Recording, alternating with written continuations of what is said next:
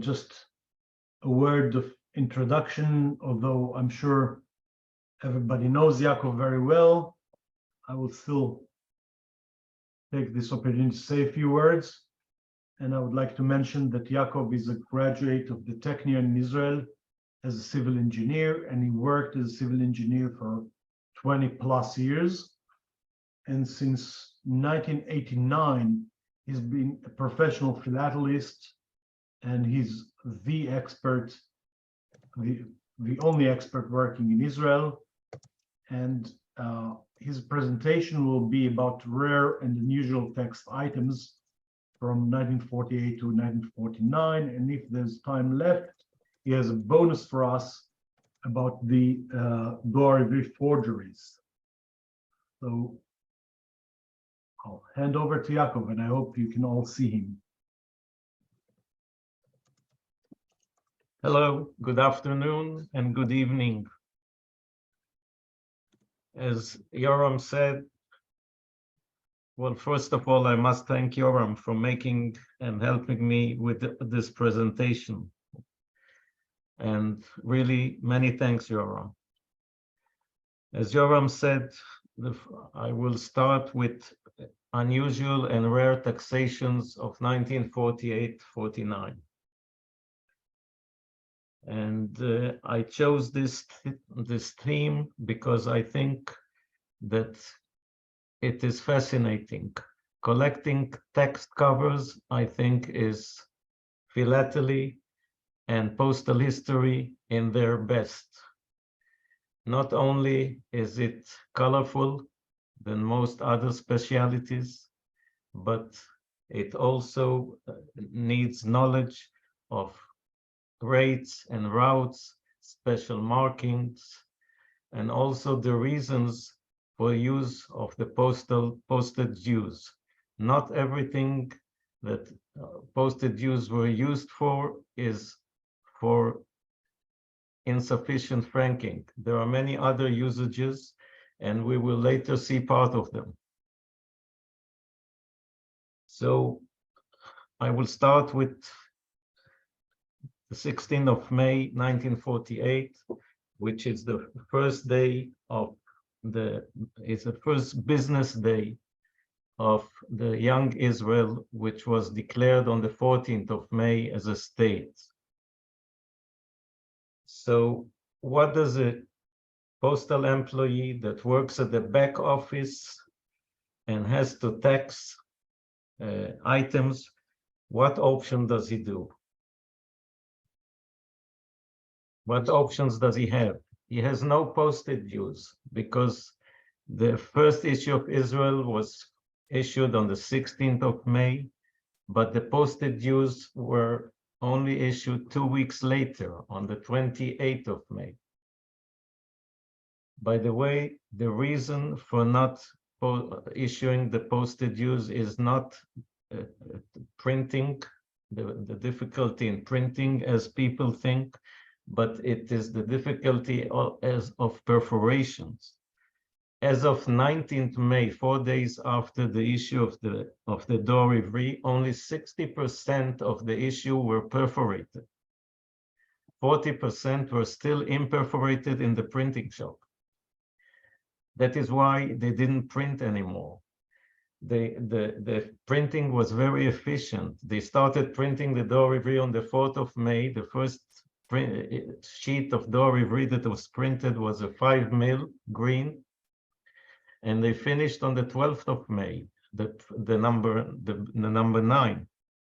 But they didn't. The perforation was a problem. The comb, they had only one manual comb, and the other combs that they brought for reserve, like the 10 3/4 that they brought from a binder in Bnei Brak, or the rouletted ones, they didn't work well. They were insufficient, and they were ugly perforations, so they stopped using them. So the problem was the perforations. But what options does this postal employee has with taxing covers? he has four options. One is to deliver the improperly franked mail without collecting any tax. That's the easiest way.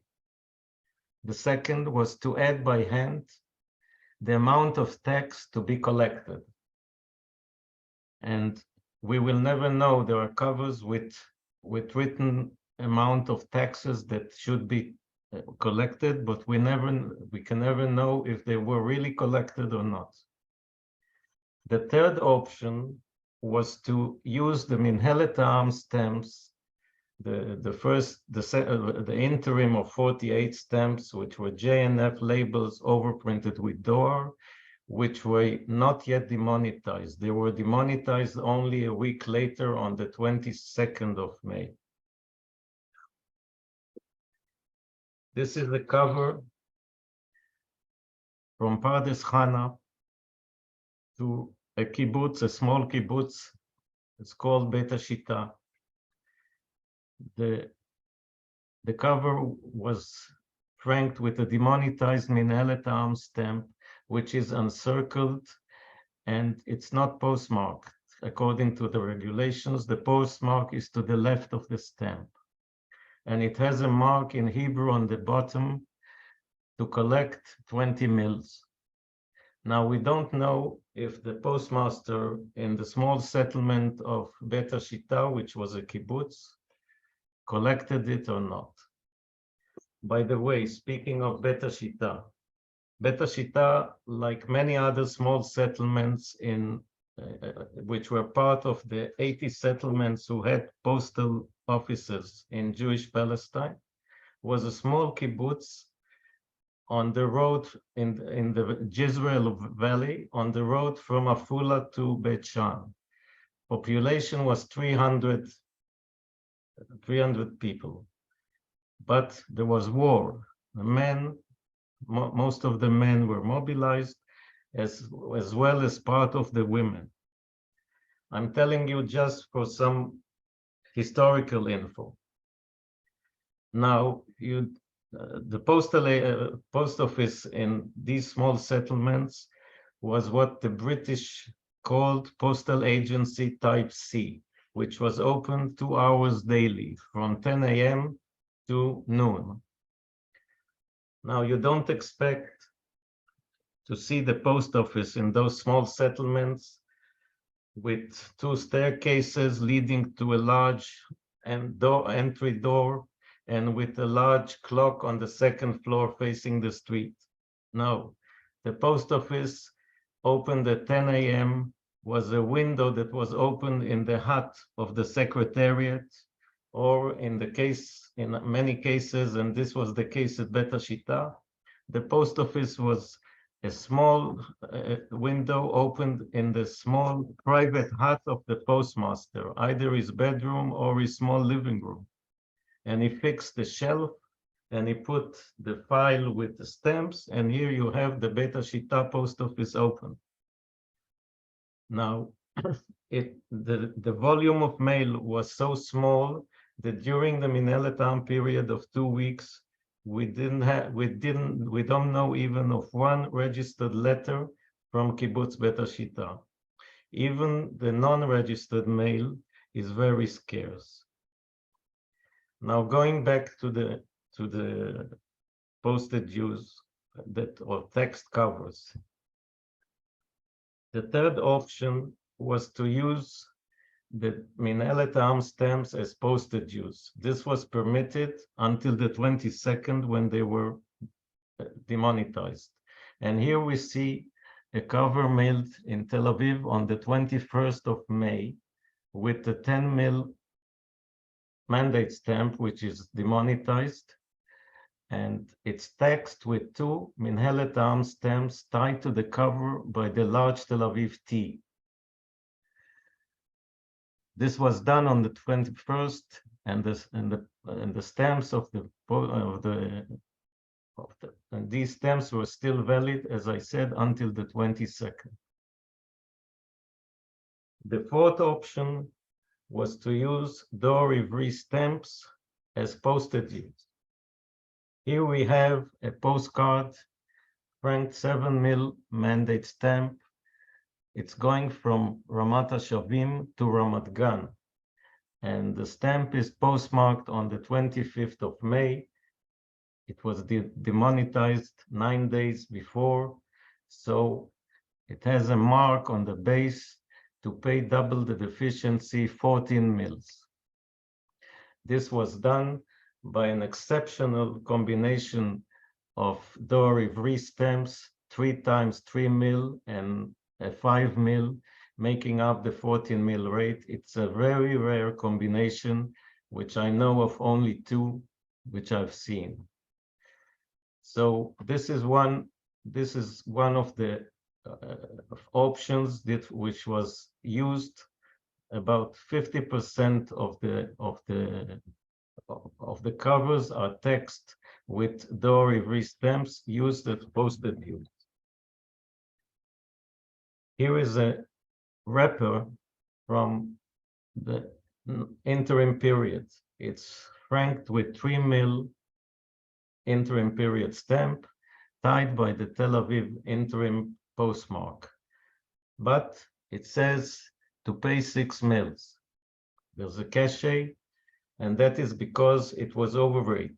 The 3 mil, which is a printed metal rate, was sufficient for 50 grams only. And this was a weight more than 50 grams, so between 50 to 100 grams, it should have been franked with 6 mils. So 3 mils are missing, so it was text 6 mils Dor Ivri.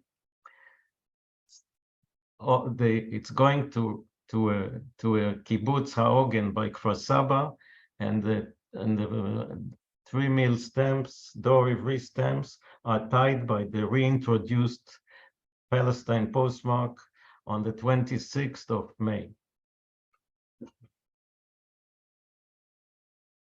Finally, we come to the posted use. This is a cover to a Ramat Gan school from Tel Aviv, mailed on the 26th of May. It's franked with the interim postmark, which was demonetized as of the 22nd of May. And it has the inscription to pay 20 mils. And it text on the 28th of May with the first posted use, 20 mil, what we call J4, Scott number J4, with a tab.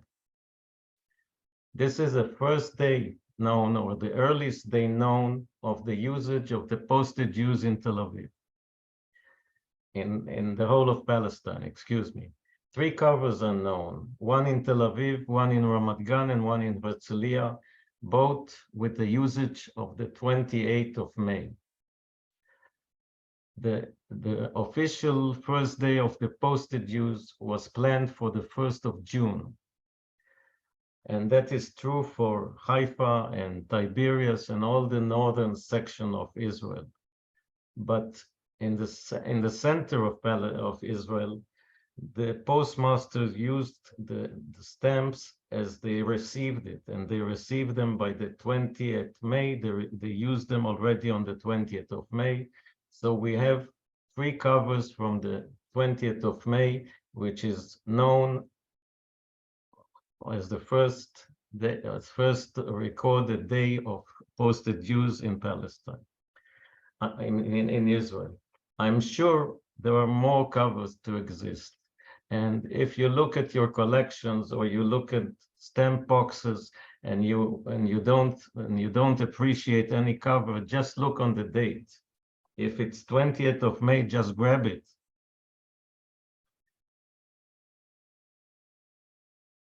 Now we come to some procedures.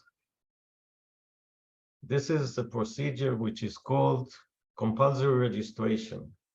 This is a procedure, a British procedure, that the Israeli Post adopted it adopted all the postal regulations of the British Post. Compulsory registration means that when cover was opened, usually when censored, and there was something valuable in the cover, like a banknote, a $1 or $5, which people used to send from the States to Israel, or it was a uncrossed check. The post wanted to be sure that the cover was delivered to its destination with the valuable item. So it had a procedure of compulsory registration. It made the cover a registered cover in Tel Aviv. And the recipient had to pay the fee of the registration. In this case, while the registration fee was 15 mils at that period of August 48, the double of the registration fee was taken for compulsory registration fee. And you see the two nicely tabbed stamps at the left making the 30 mils first posted dues fee, and the Israeli Tel Aviv registration label on the cover, which is initially not registered. It comes from Rockford, Illinois, and it wasn't registered. It was just airmail, but it contained something valuable. So that's the procedure which is called compulsory registration. We see another example in 1949 of compulsory registration for a cover coming from Washington to Tel Aviv on December 49. The fee was then 25 mils for registration. Double the fee was 50 mil, and you see the 50 mil stamp and the Tel Aviv 9 head post office registered label. But there's something very exceptional in this cover. The 50 mil is not a postage due. It's not a Scott J5. It's a regular 50 mil number 6. Only 3 covers are known with this usage, which is exceedingly rare. And we don't know the reason. We assume that it was because of lack of posted due or enough posted due stamps in that post office at that time. So they used in 1949, late 1949, it's 29 December, very late in 1949, they used the Dor-Ivri stamp again as a posted due. We have seen before a triple weight wrapper. Now we have here a triple weight cover. It's not just a mess of stamps, but it's a genuine counted tax. This cover was initially franked with 10 mils, which is good for 30 grams. A letter, domestic letter, was for a weight of 30 grams. And each 30 grams had to be paid 6 mils additional fee. So this cover, which was between 60 to 90 grams, which is a triple weight, had to be paid 10 plus 6 plus 6. So it had to be an additional of 12 mils to be paid, and the cover is taxed 24 mils, a beautiful taxation, including a 5 mil tab, which is very rare on commercial covers. This triple weight taxation is also very, very rare.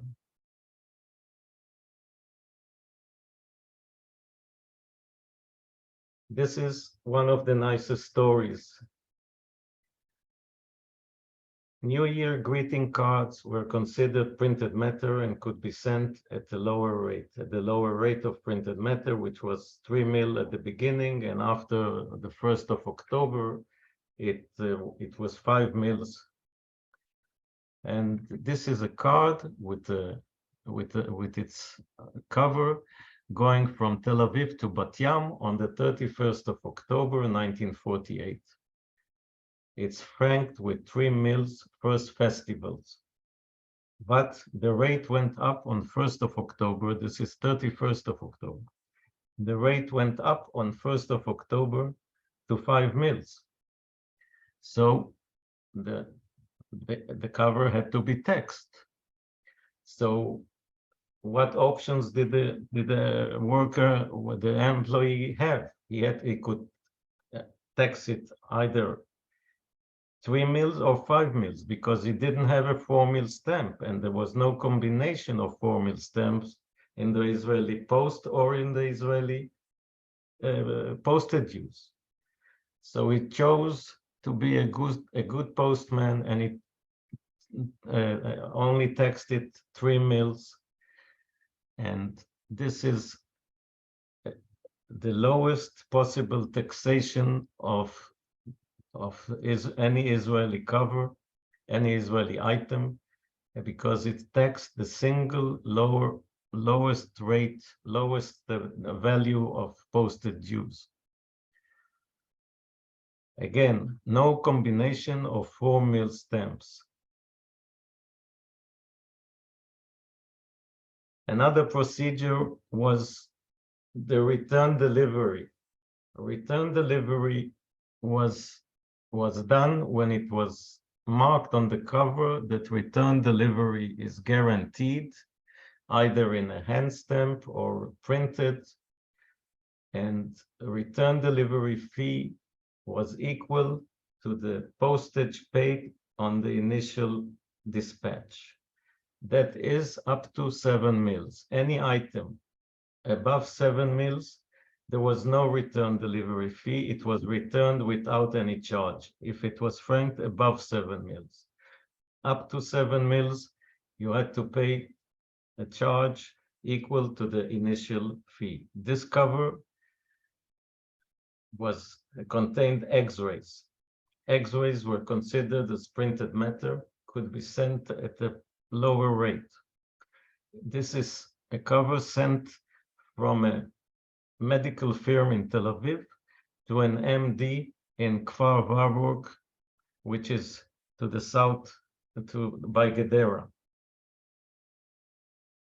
And it's marked on the cover that the MD died. So it is returned because the return fee is guaranteed. And it's returned with the return delivery fee. This is not a tax, it's a return delivery fee of 6 mils, which is the same as the initial franking. So here you have a pair of 3 mils stamps and 3 mil posted dues, 2 pairs on the cover, and it was returned to its sender.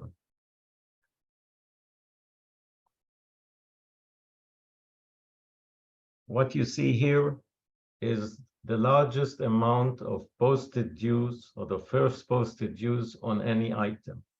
It's 760 mils. The story is that many institutions, mainly yeshivas, did send from Jerusalem thousands of covers with a request for donations, what we call schnorr covers.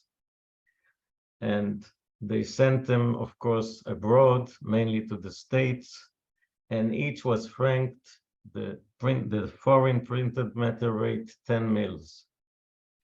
Now, any cover or any item franked 15 mils or more was destined abroad, was not charged any return fee. But any cover like this one, the 10 mil, which was any cover which was lower than 15 mil, was charged the return delivery fee.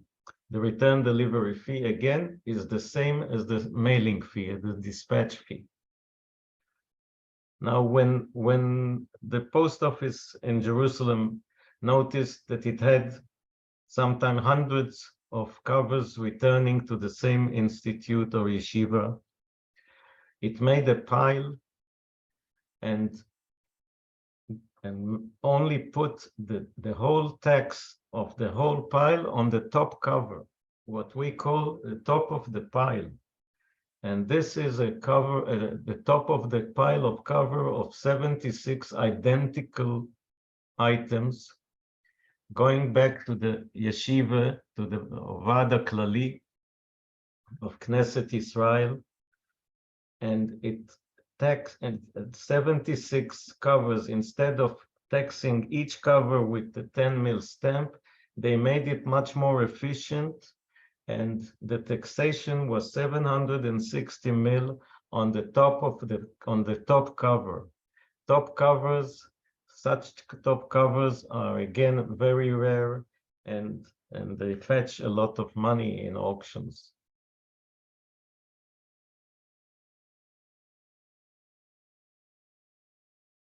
What we see here is something even rarer. It is at top of the pile of a small postcard group.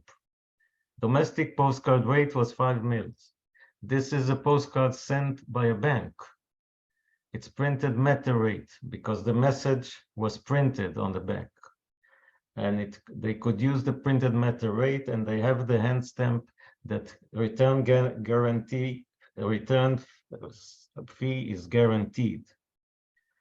So for many reasons, some of these postcards were not delivered. So this is a top of a pile of 5 postcards, each taxed for 5 mil. So the top of the pile was taxed 25 mils. When you see such items, don't think they are philatelic. Don't think that the tax is too high. Don't think, just start and researching them. Sometimes you may come to very nice conclusions. This item, which is a postcard text at the top of the pile of Forsmore, is the only recorded such in which we know of.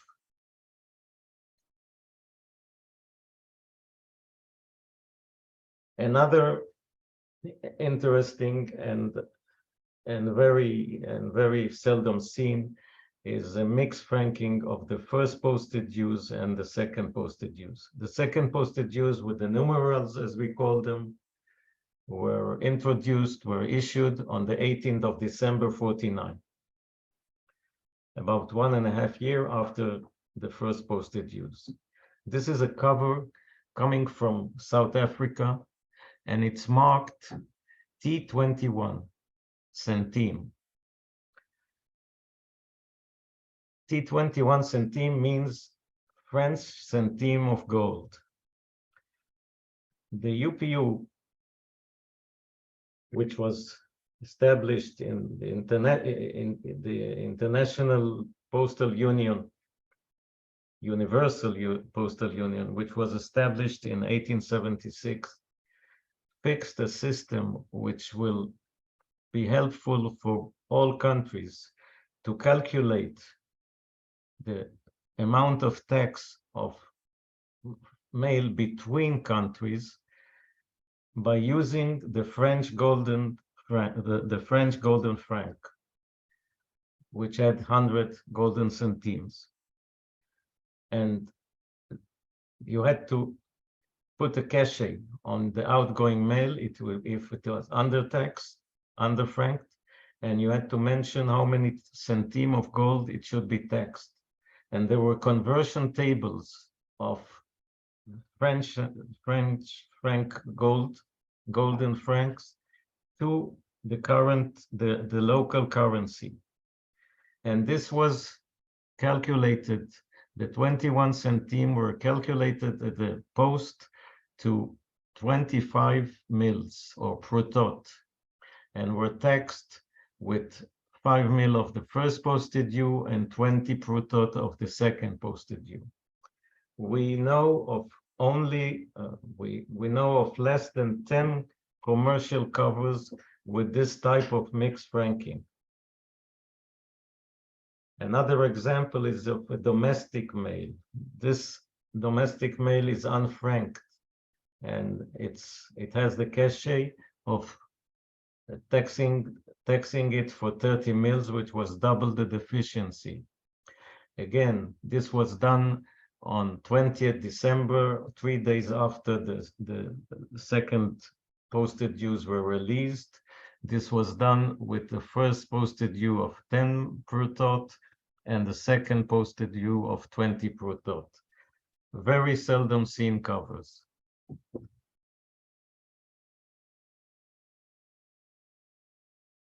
Here we have cover from Winnipeg, Canada, sent on December 1942, and it's marked by the Canadian Post T 240 centime. Again, these are French golden centime. And upon arrival, it was converted to a tax of 88 mils. And the tax was collected by a complete set of the 5 values of the first posted dues. Incredible 5-color cover and a beautiful taxation. If I might use the words non plus ultra, cannot be nicer. That's my opinion. And this taxation is known on 3 covers: a 5-color taxation on a full set, on a commercial cover, and it is really rare. It is really, as I said in the beginning of my lecture, it is colorful. Now you can have the 88 in other combinations, but 5 mil is the lowest number of stamps, but 5 colors is the lowest number of stamps that you can put into 88 mil, because you have to use the 3 and the 5 to make the 8. So it leaves you with 80. The shortest way to make 80 is the 3 stamps used, the 10, the 20, and the 50. So it's really a unusual cover.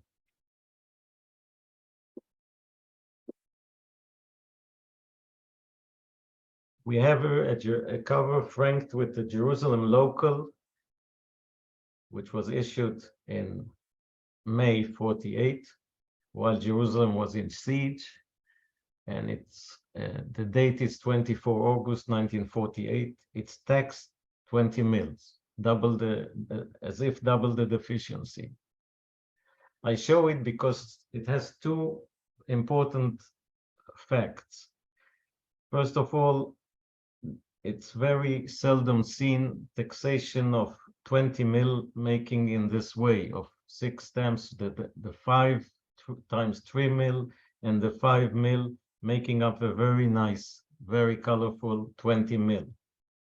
What is more important maybe is this is the earliest date that the Jerusalem locals were not accepted in Jerusalem. They were not accepted in other parts of Israel earlier, but 24th August 1948 is the earliest date that the Jerusalem locals were not accepted by the Jerusalem Post. Of course, this also belongs to a Jerusalem 1948 collection, but I think it has a very nice place also in a posted due collection.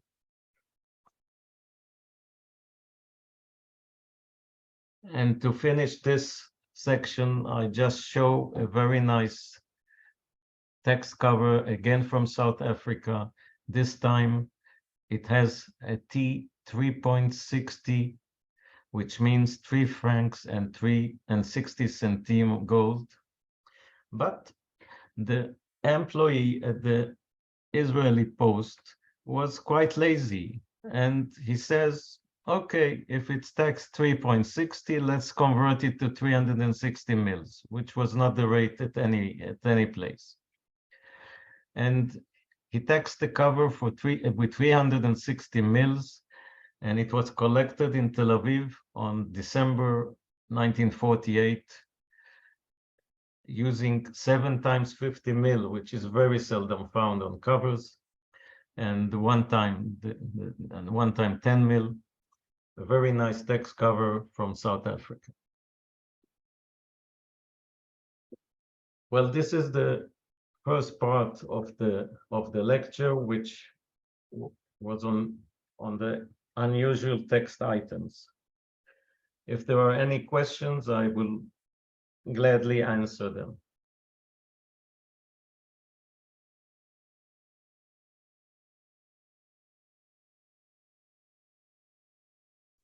Okay, so does anybody have any questions or comments at this stage before Yacov starts on the second part of his lecture?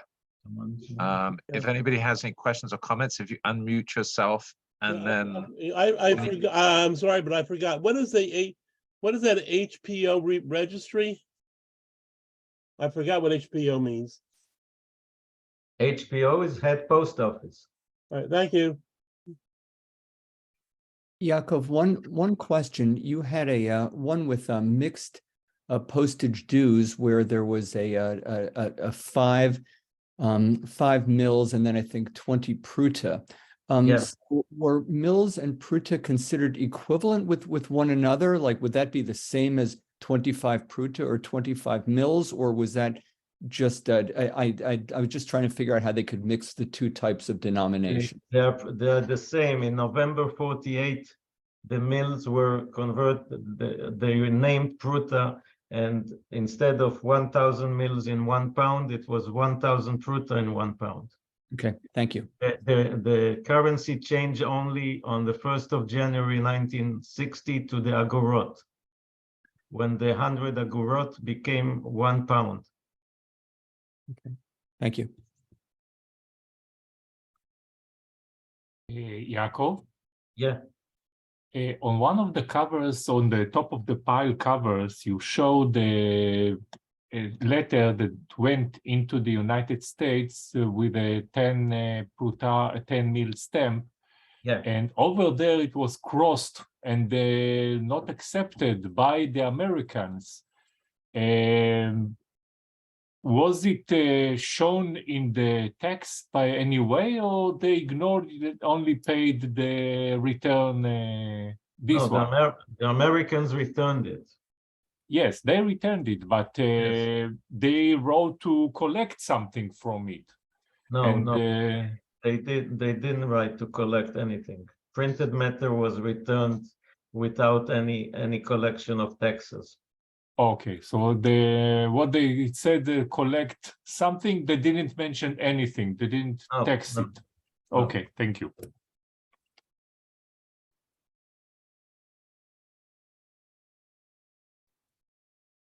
okay, so are there any other questions or comments at this stage before Yacov continues with his lecture? Colin, so this cover right here, the whole pile was returned, Yacov? Yes, 76 covers were returned to the yeshiva. Okay.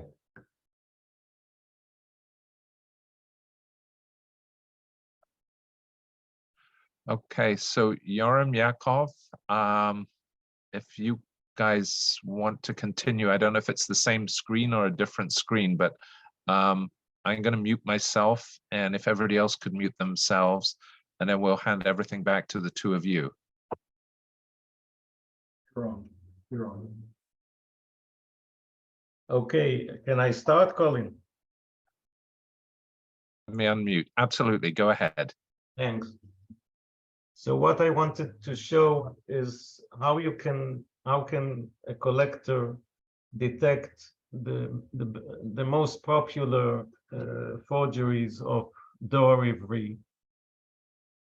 I'm not going to make you experts tonight, but certainly I will show you some ways to know the most popular forgeries. Sorry, just a second. Does everybody see the slide saying Dor Ivri forgeries?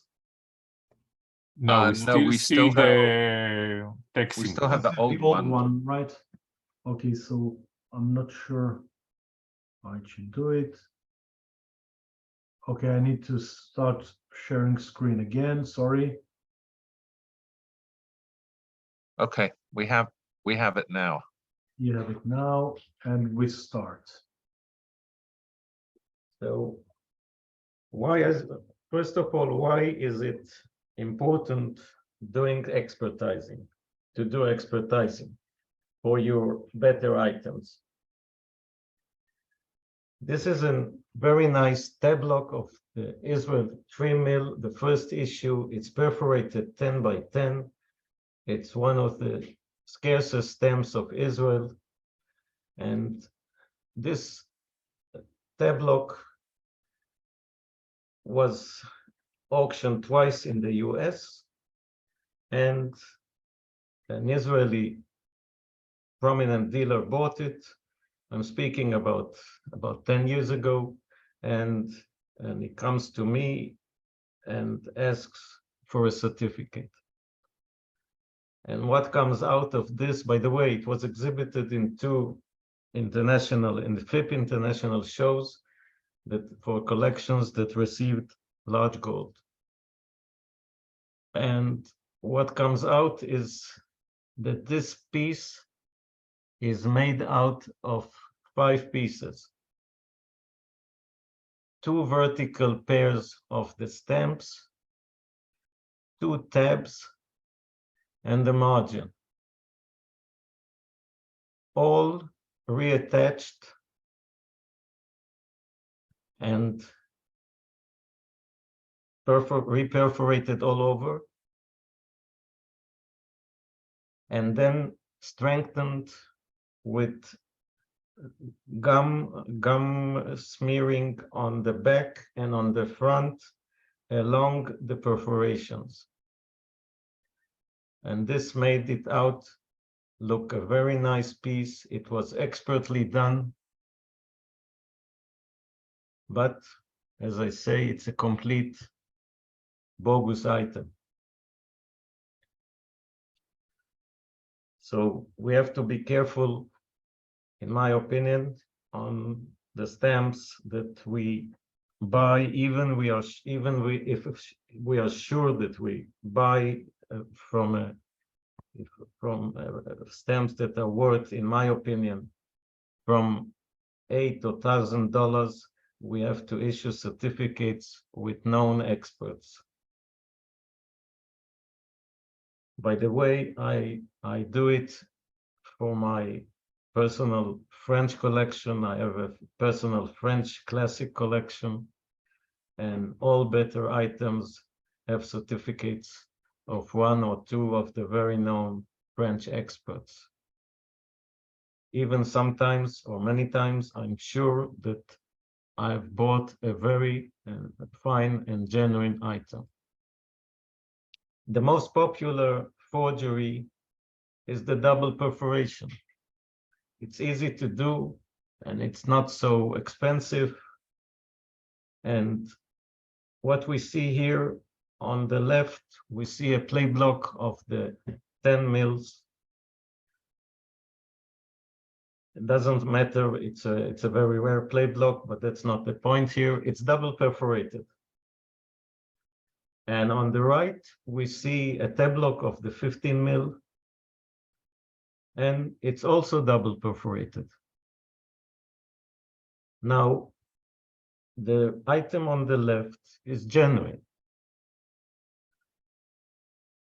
and the item on the right is forged. It's quite easy to see it because on the 15 mil on the right, the double perforations are not equal in size and in form. They should be equal in size and equal in the form. They are different in size. That's visible immediately, and that's a bad sign. That means it was done with a sewing machine.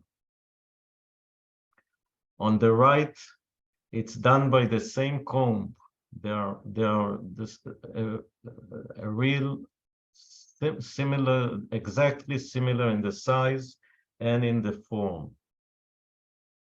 So be careful when buying double perforation. You can see it immediately or with a magnifying glass. And don't buy triple perforated, and I've already seen quadruple perforated. They're all what we call gemacht items, made to order. So the first thing is to see the size of the perforations.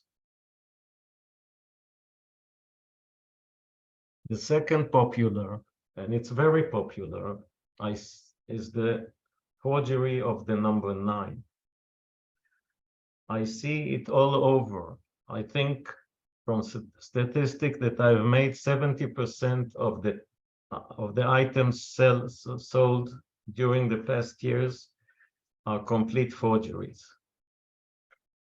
The item on the right and the item in the center are complete forgeries.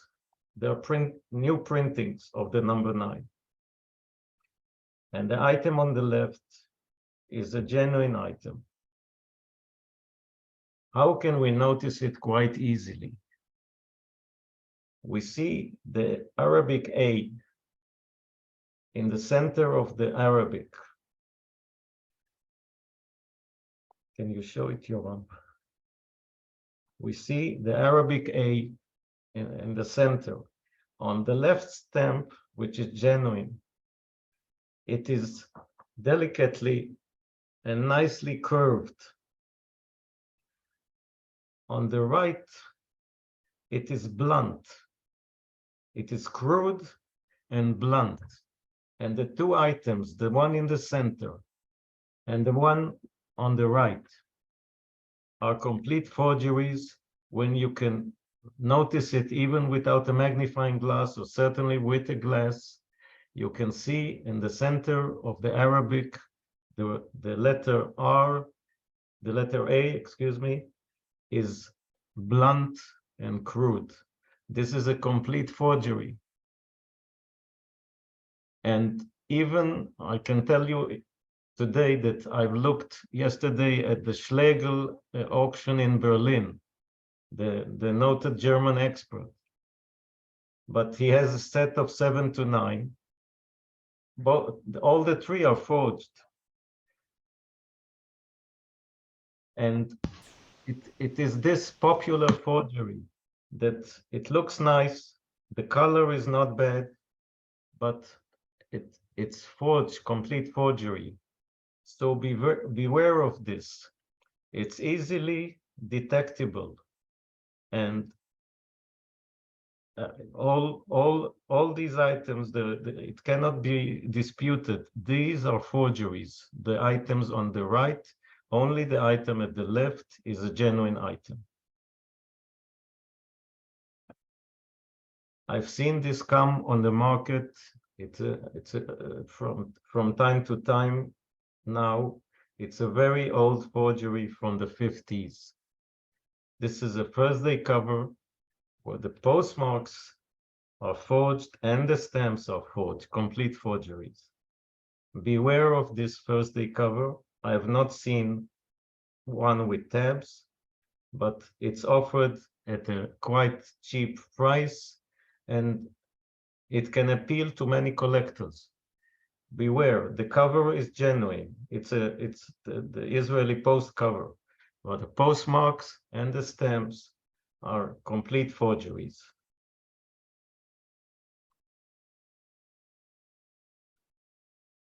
This also comes from time to time on the market. This, of course, didn't exist.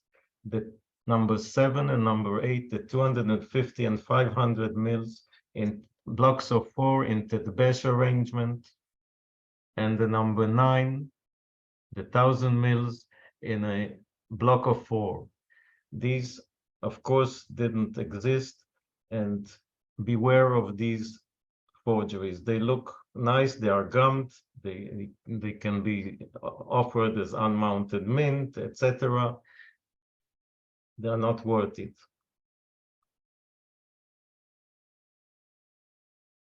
This is a very nice Thursday cover, 16th of May, with a 20 mil plate block and a 10 mil plate block.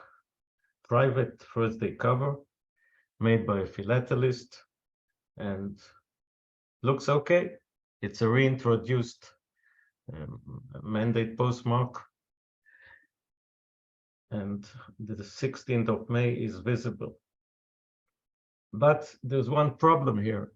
The 20 mil was issued in July. This special printing, this special plate block was issued 2 months after the date of the postmark. This means that this postmark was backdated. It's a genuine postmark, and it was backdated by some postal employee and made a Thursday cover. This is when the forger doesn't know the material very well. He should be aware that the stamps he put were issued 2 months after the date of the postmark. So beware of backdated postmarks. They exist, they are offered.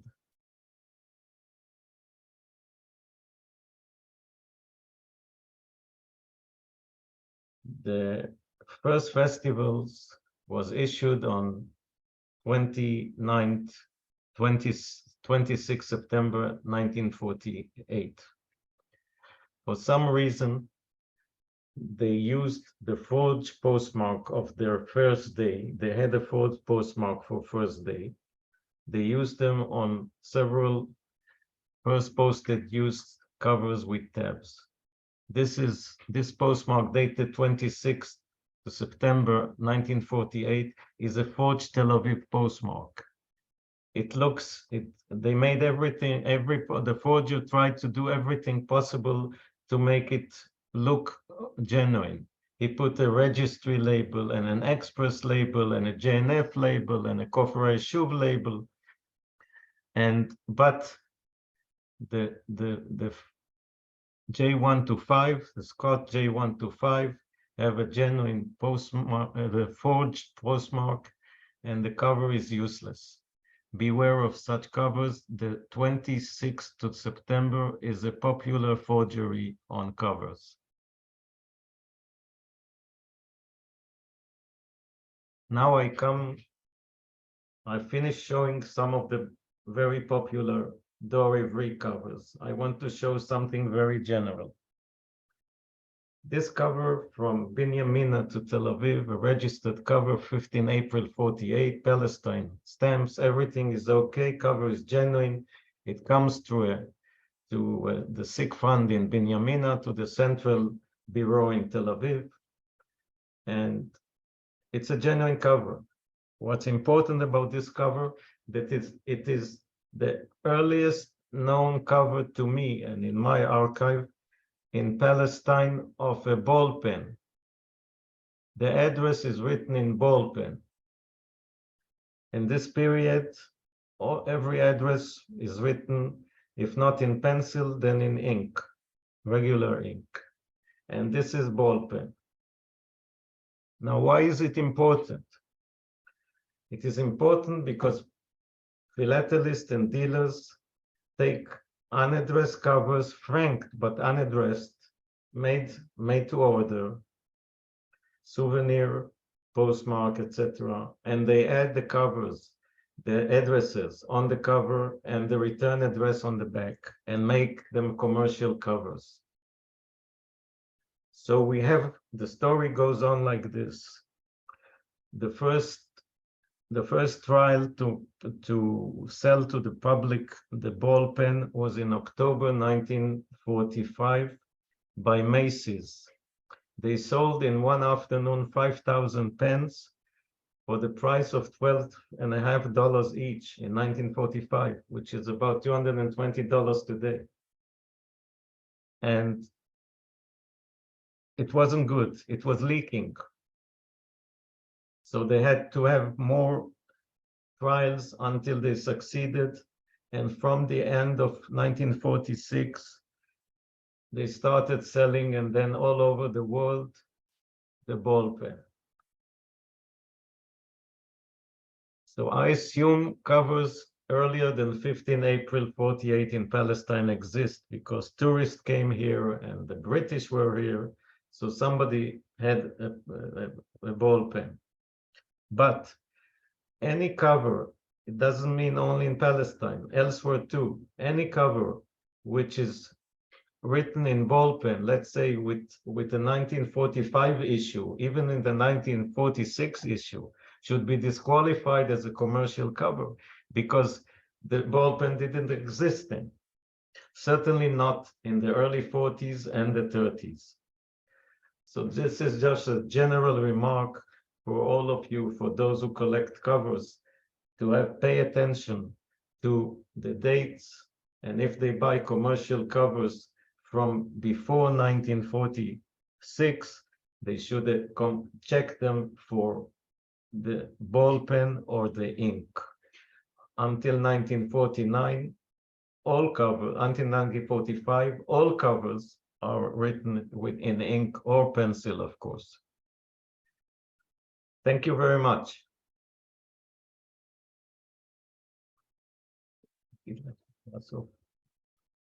Okay, Yacov has finished his presentation now, and this is question time.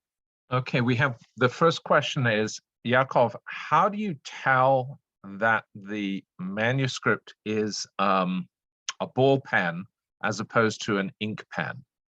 That was a question that somebody posted. It's quite easy. You take a magnifying glass and you train your eye with 3 or 4 covers, and it's very easy. Well, that was an easy question to answer.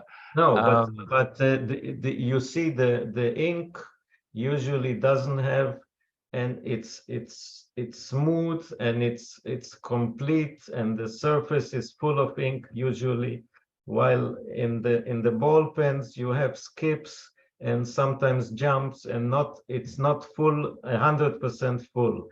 I mean, you have to train the eye, and you get to it. It's not very difficult, but there is really a different. You see the difference when you look at covers. I didn't want to run away from any answer, but that is the answer. The ink is the ink. When you write in ink, it's full of color. And when you write in a ball pen, sometimes you have white spots on the line, and you see it with a magnifying glass. Right. Yacov, we have another question, which is I need to be a little delicate here. A preponderance of forgeries of the Jerusalem French consular posts been appearing on eBay from a seller in Greece. Yeah. Are there any thoughts that you feel you could share on this?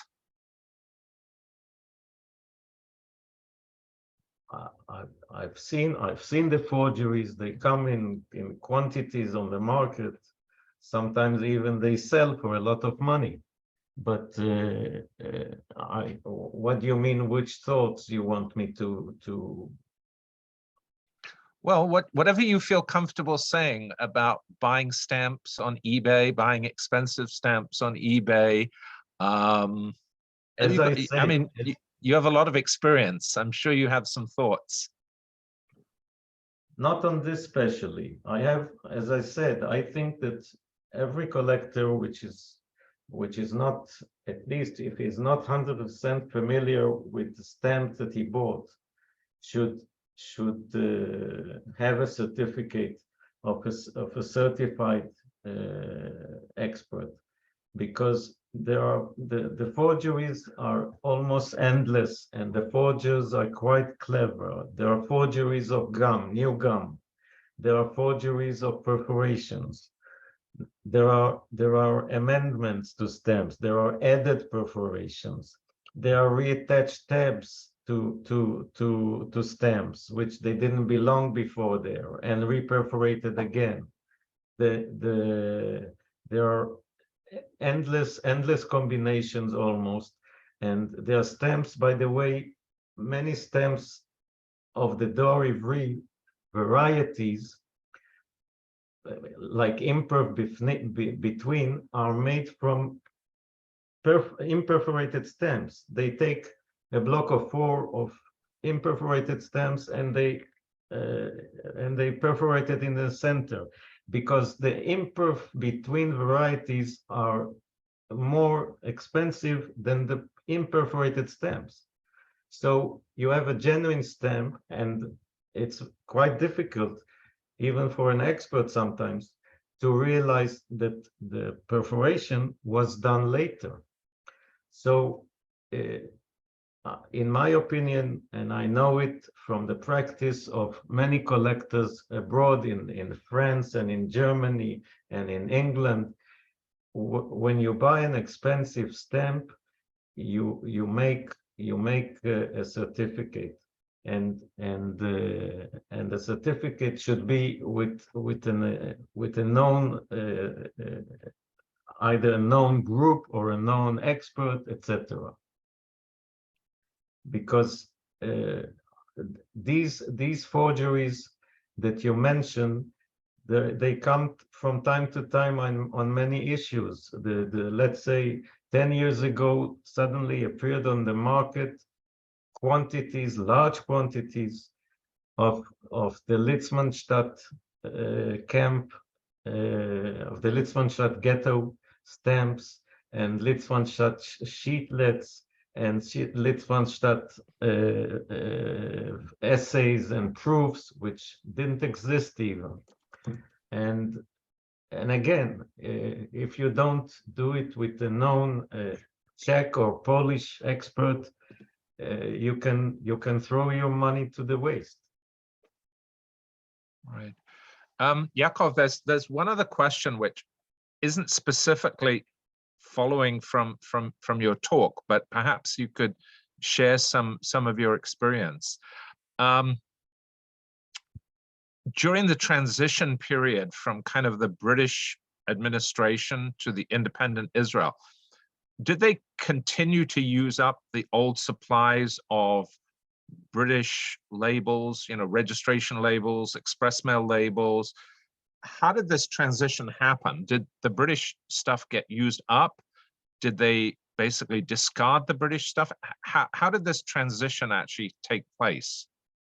Usually they used it until it was finished. Yes, usually, because there was austerity of paper and printing here in Israel.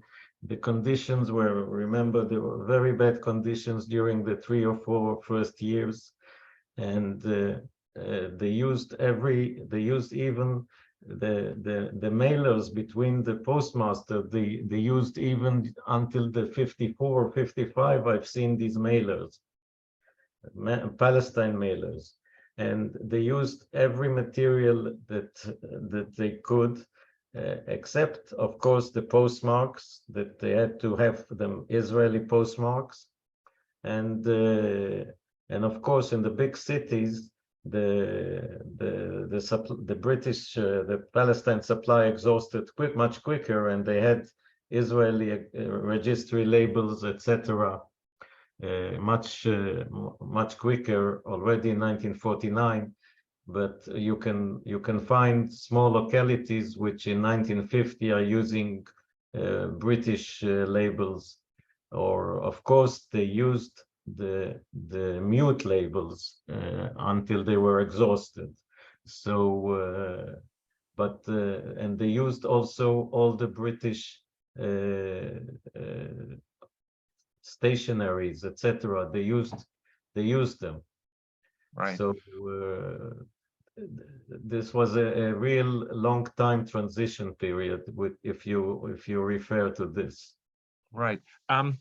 Just so we have time before we transition to Ed Croft's talk, there's one other question which somebody's raised, and I'll try and express it for you. to what extent in your expertising and your, your research and your preparing of certificates, how important is provenance? Do you put much store on that? I mean, it's become a big buzzword in philately, provenance, provenance, provenance. Do you put any store on the provenance of a piece, or do you look at the piece totally in isolation from its history and its background? I prefer not to know the provenance. I prefer so, and I look at it as just as if it was born yesterday. So that's a piece. That's a piece if I've seen for the first time. Of course, if I think that I've seen the piece, I go to my archive and I look for what I've written about it earlier. And sometimes I really find surprises, but I do not like to know even the owner. That is why, by the way, auction houses that send me from Germany or from England, auction houses that send me, they don't mention they don't even mention the owner or who bought it. So sometimes a virgin birth is a good thing. Yeah. So, well, if there are no other questions, I know that Ed has a fairly long talk for us, and I just want to let you all know that we will run a little over the scheduled finish time. So we'll take a break for a couple of minutes so that people can kind of get themselves geared up for Ed's talk. And I just want to let you know, as I say, that we will run a little longer than the hour and a half that's scheduled. So I'm going to just transition into sharing my screen, and with the details of Ed's talk and his title.